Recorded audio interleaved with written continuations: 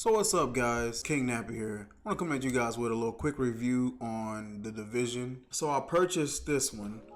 My brother purchased it for me. Love this game. Played it, day in, day out. Excellent game. It has its flaws, but overall it was an excellent game. Liked it so much, I ended up buying number 2, Division 2, about maybe a week or so later, playing that non-stop. I haven't touched it, the first one, since I got the second one. Love it. Love the graphics. Love the customizing, being able to upgrade gear and mod out weapons. Just the functioning of the weapons. It seems like it's so many missions that you can get into, and little side missions and things like that. The different factions that you're going up against, and battling the hyenas and the different level of enemies that you come across. I like the fact that they set it up to where you can get an enemy that's close to your level, and battle against them and beat them. And you can also go against enemies that are far past your level. I was a level 12, I believe, 12 or 11, and I decided to go to level 26 category, well, level 26 territory. Went there and got dusted.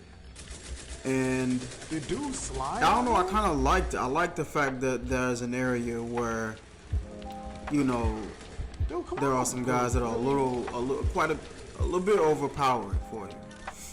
But at the same time, if you play your cards right, if you strategize, you can pull off a W.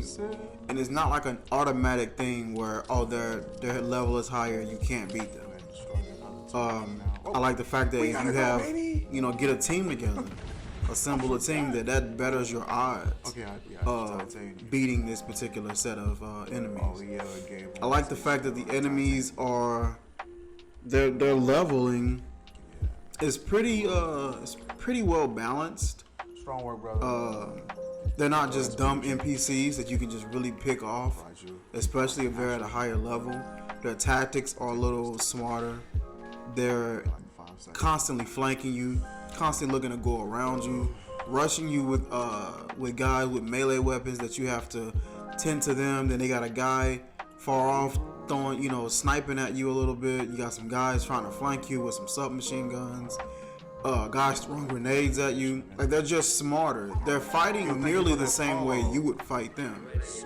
And I think it's pretty cool. They're taking cover the same way. You're not gonna catch them just standing out in the open. Thank you for that follow. I appreciate you. Like, the NPCs are really intelligent in how they conduct warfare with you. Just the endless amount of missions, the loot, which is like, I think that's what we are here for, is loot. The loot is really cool, especially in the beginning when you're actually throughout the entire game.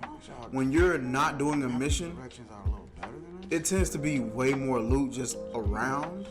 Doing those shade techs, there's just so much loot. There's so many weapons. My only downside to it is like the currency for it. To me, the currency doesn't really make sense for real. It just doesn't make sense, and I get it, because they don't want a gun that's worth $200-300 when you buy it to be able to be sold for nearly that same amount, or if not, at least half, giving you a complete advantage. If they did that, they would have to shorten on the amount of loot that's available. So I get it, but it's still annoying. If you get a shotgun and you can only sell it for $11 or $12, but the exact same shotgun is available for sale in the shop for like $300 or $400, and it's just, that's a little annoying. I love all the little trinkets and all that stuff you can place on your player, from the hats to scarves to jackets, shirts, pants, shoes, gloves.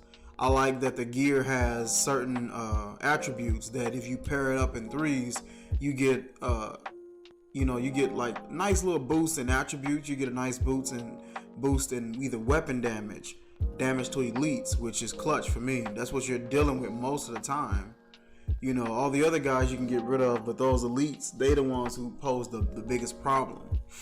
So getting plus 25% damage to elites, better weapon damage, rifle damage. I use long range rifles quite a bit. I have a good SMG on me, or I'll carry a light machine gun. I tend to carry the Stoner. That's one of my favorite guns so far. I haven't seen any other ones in there that's caught my attention as much as the Stoner has. The Stoner was actually I got it through my little brother coming and playing on Division 2.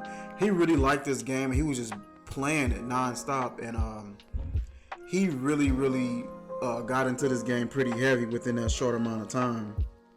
And he